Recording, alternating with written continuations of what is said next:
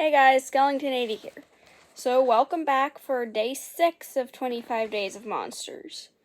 I hope you guys have been having fun with this series, and I hope you'll stick around, because there's about 19 days left. And yeah, with that being said, let's get started. Today we bring you the story of Dracula. This is one of my favorite illustrations in the book. That is just, wow. I've said it before and I'll say it again. Tim Seivert did an amazing job illustrating this book, and he really brought the creepy denizens of it to life with his illustrations. Alright, so category is undead, base of operations, today Transylvania, tomorrow the world. This when the span of several centuries. Powers. Yikes, so many. Weakness. Cannot survive decapitation or being stabbed in the heart. But who can? Most dastardly deed. Rest in peace, Lucy. And the fear factor is 5 little ghost faces, even though that's kind of relative, depending on who's reading the story.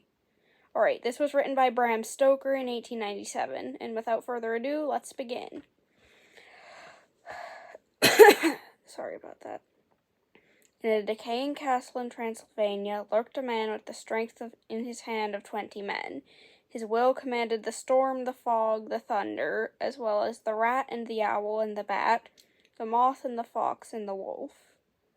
He could change shape and size and assume the form of a bat or a wolf or mist. He moved panther-like and with diabolical quickness.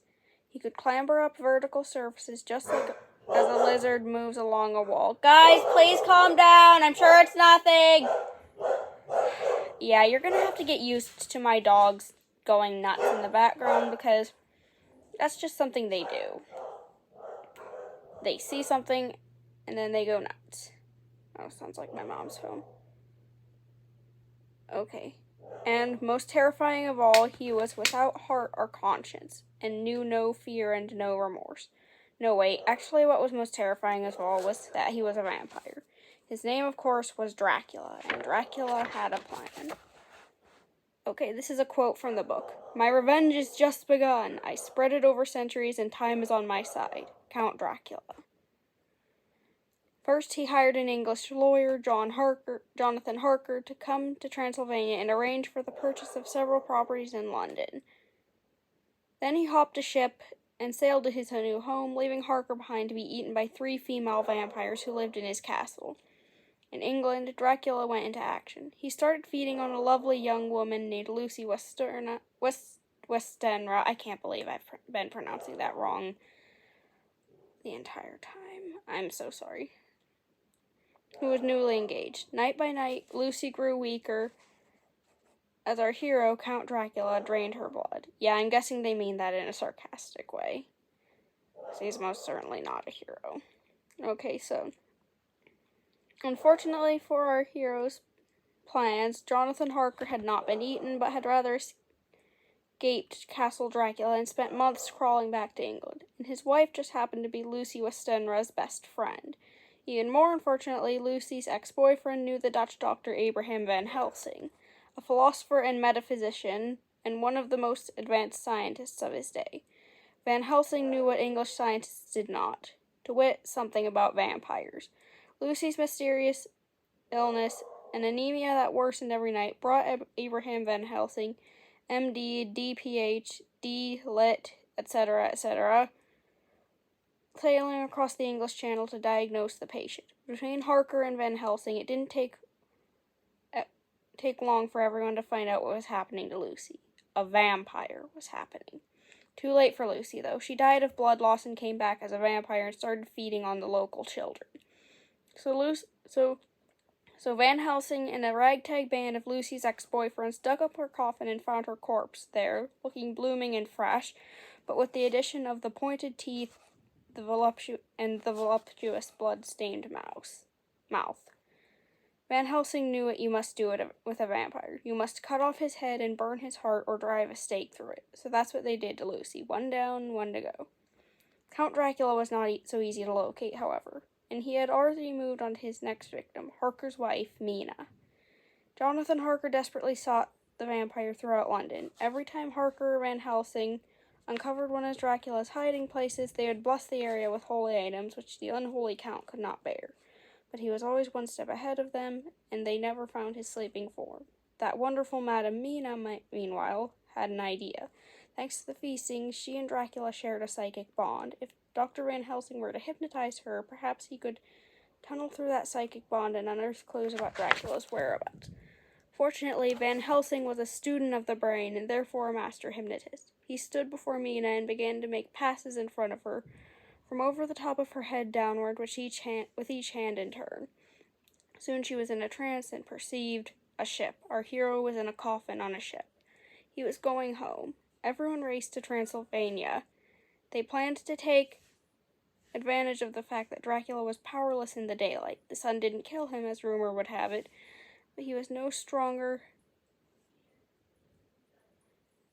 than a normal human. If they could catch up with his coffin as it was transported through Romania to Castle Dracula, killing the old man would be simple. If it was daytime, however. It was not so easy to catch up to Dracula, though. The Count had planned his route so well that by the time the vampire hunters had reached their prey, it was almost dusk outside, and the coffin was outside the walls of Castle Dracula. The Count's henchmen were flogging the horses at full gallop. Snow began falling more heavily, and wolves came rushing down from the mountains in twos and threes in larger numbers. Each henchman drew a knife or pistol and prepared to fight.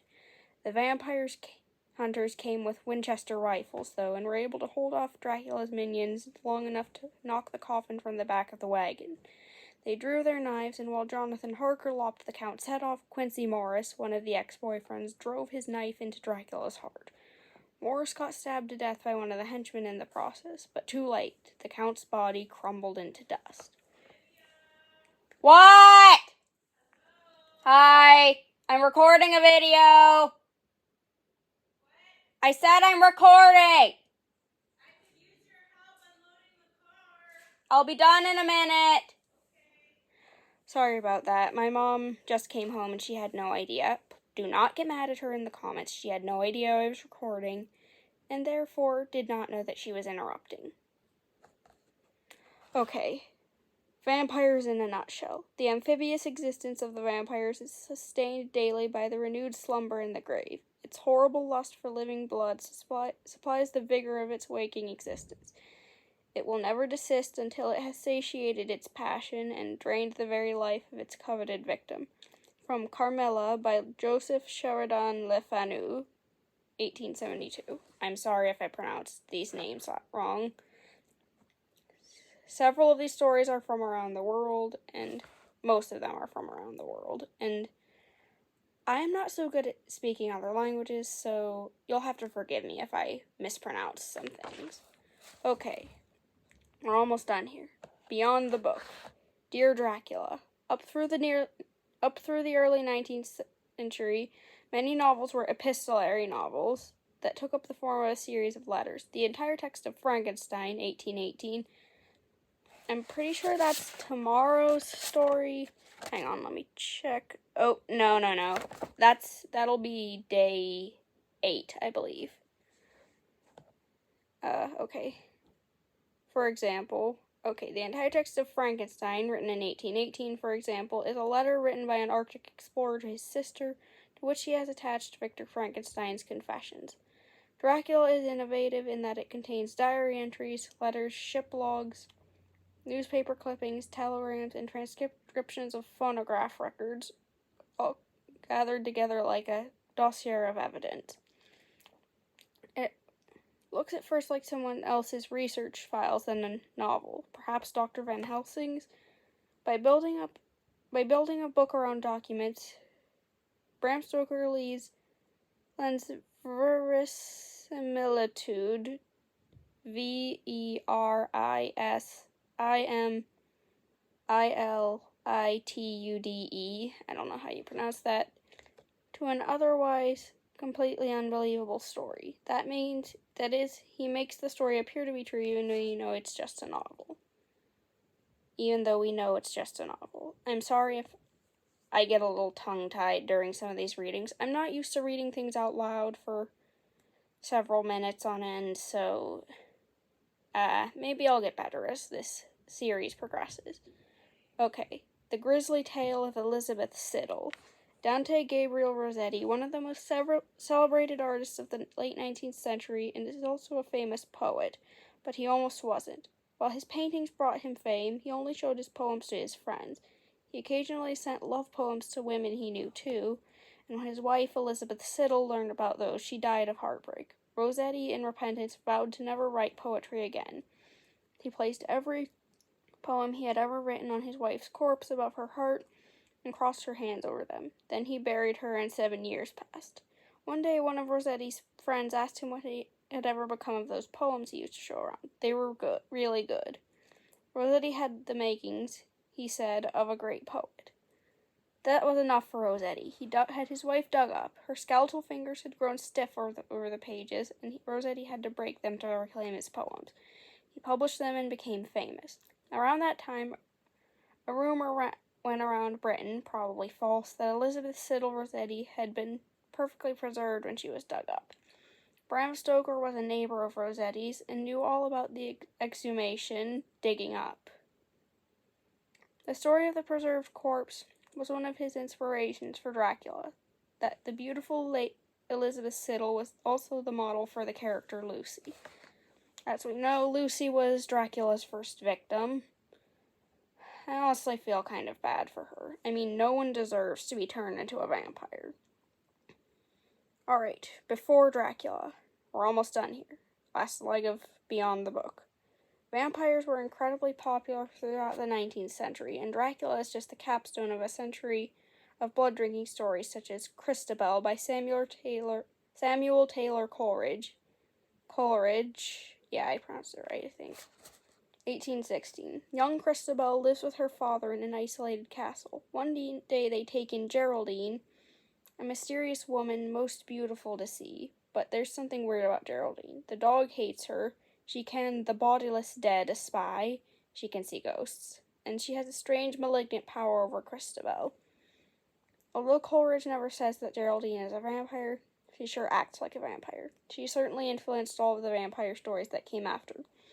The Vampire by John Polidori, 1819. The same dare that produced Frankenstein, see page 55, we will get to that on day 8, I believe, also produced this vampire tale. The vampire Lord Ruthven is a gentleman who feasts on the blood of beautiful women, and the story is similar to a poorly written version of Dracula with one wonderful difference. Lord Ruthven always wins. No one can stop him, and he just feasts on any character he wants, then slips away. Alright, and lastly we have Carmilla by Joseph Sheridan Le Fanu. As we said before, that was written in 1872. There is a quote from it close to the end of the story. In rural Austria, a nobleman lives in a castle with his young daughter Laura. One day there is a carriage accident on the road nearby, and his family takes in a recovering girl that's just about Laura's age. This is Carmilla, and she and Laura become inseparable. At least in part because Carmilla is secretly a vampire, and every night she sneakily drinks Laura's blood. You can tell Le Fanu borrowed a lot from Christabel. And with that, we have reached the end of the video. Please like, comment, subscribe, and all that jazz. I will see you tomorrow for another day of 25 Days of Monsters, and have a very happy Halloween. See ya. Thanks for watching. Bye.